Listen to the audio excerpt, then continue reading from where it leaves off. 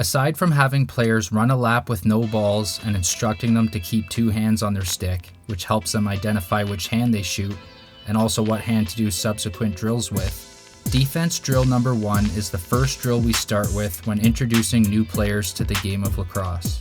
Any new player can be effective in a lacrosse game if they know how to shadow a check and play defense, which is a concept that is universal in most team sports. The focus of this drill is to teach players an athletic, balanced position while playing the game, as well as the basic footwork they will need to stay safe on the floor and otherwise to be successful shadowing a check defensively. Standing in the athletic position, which is technically feet parallel, hip width apart, knees slightly bent, aka the quarter squat or peak power position, staying on the balls of their feet, the forefoot, leaning slightly forward with their head and chest up, abdominals flexed as if about to be punched in the stomach, with a neutral spine and shoulders back and down. Starting with a demo of how to properly hold the stick using an alternate grip, which sees the bottom hand at the bottom of the shaft with an overhand grip, and the top hand shoulder width apart using an underhand grip, with their stick up and in the triple threat position by their ear. The triple threat position. Why do we call it the triple threat position? It's a basketball term. Yeah, you can shoot from this position. What else can you do from this position? You can pass from this position. What else can you do? What's the third threat that you can do? Pardon? Lax somebody from here, okay? On defense though, and we're gonna do this next, keeping your stick up is just as important as on offense. But we already have the ball, so what's our third threat from here? I can shoot, I can pass, or I could cradle or dodge. So I can do 3 things with my stick here. So we can shoot, pass, or dodge right from here. So when we're on offense or when we have the ball, this is where it should be. My stick's down here, and then, oh, somebody's open. Well, now I gotta bring it up to here and then make the pass. If it was already up here, I'd just be good to go.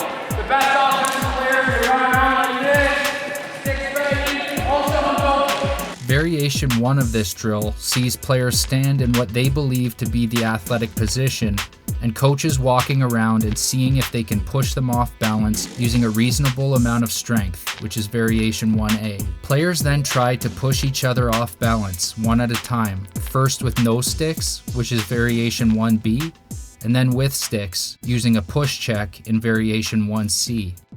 While players are already partnered up, players can be taught how to body check, which is variation 2A, cross check, variation 2B, and or slash, which is variation 2C. Having players perform these actions on each other's arm pads 5 times, both in stationary and dynamic fashion, meaning taking a few steps before they deliver the check. Players should be cued to stay balanced and keep their feet on the ground when body checking, cross check down and slash short. They can also be taught to block a cross check by keeping their stick up. Variation 2 is usually taught several practices later after Variation 1 and Variation 3, which is the follow the stick variation of this drill.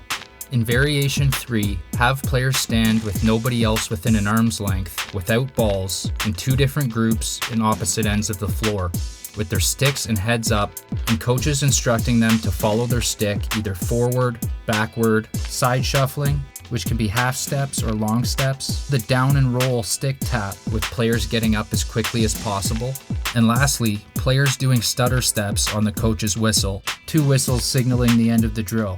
Players should maintain the athletic position throughout the drill, having a wide stance for side shuffling and a deep knee bend getting low while backpedaling. Coaches should emphasize quick feet and explosive weight transfer, informally correcting the posture of any noticeably bad athletic positions among the group. Each sequence of movements should last between 30 and 45 seconds, giving players the feel for what an average shift would be like, followed by players sprinting to the opposite end of the floor and repeating the drill, with a 30 to 60 second break in between reps, which is time that coaches could be using to spend on highlighting quality technique and correcting inferior technique.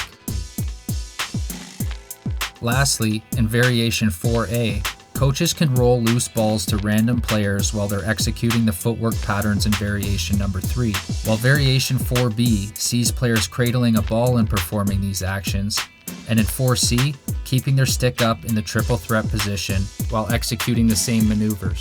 The most common error in any of these drill variations is players not bending their knees and staying low and wide while running around, which is vital for players to stay safe, stay balanced, and not get knocked over while playing offense or defense.